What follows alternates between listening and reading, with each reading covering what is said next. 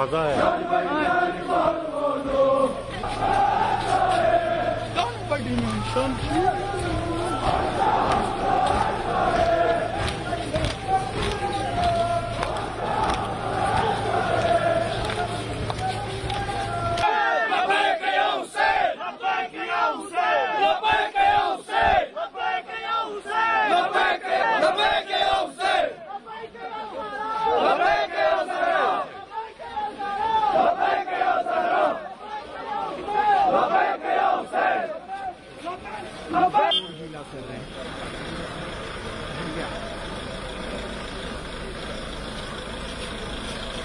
Al Jazeera.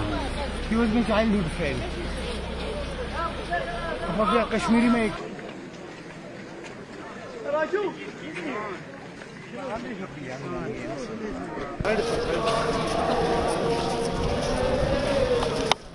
इतने साल बाद आप लोगों का जो प्रोसेशन है यहाँ से अलाउ किया है, कैसे देखते हैं इसको? ये बहुत अच्छा हो गया। हाँ, तो काफी सालों तक इंतजार रहा, स्पेशली गुरु बाजार के लोगों को। हमारा दिल बहुत बेचैन था, हमारा ये बहुत इंतजाम था ये कब निकलेगा, ये क्या हो जाएगा। इंशाल्लाह अब तो इंशाल्लाह रुत हो गया, ये निकलेगा। तो बहुत हिस्टोरिकल है अगर देखा जाए तो, मतलब बहुत ऐतिहासिक है ये अगर देखा जाए तो।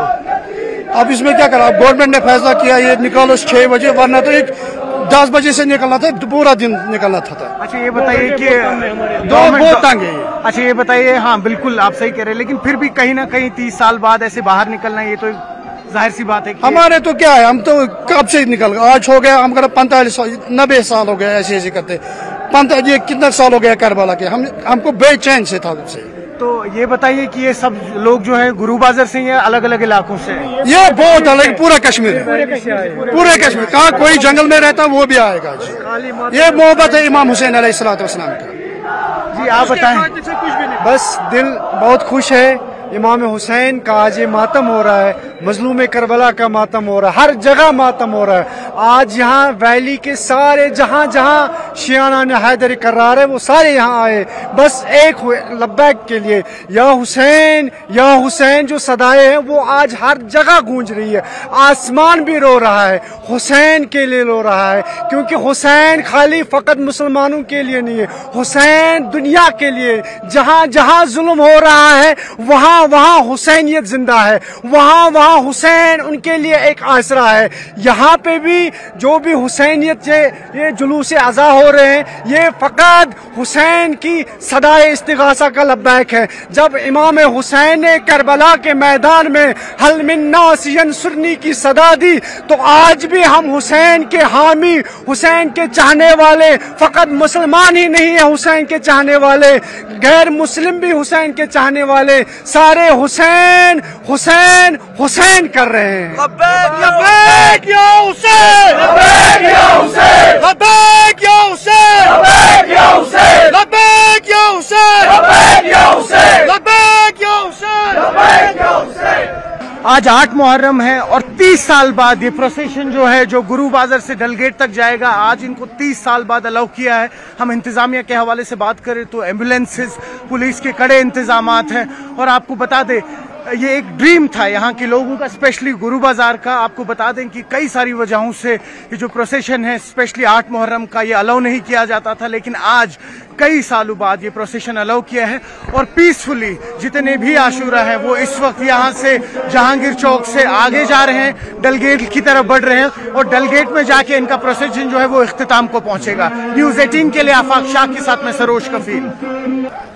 खुदा का शुक्र है कि पुरअमन तरीके से अब निकला ये, पहले उम्मीद ही नहीं थी।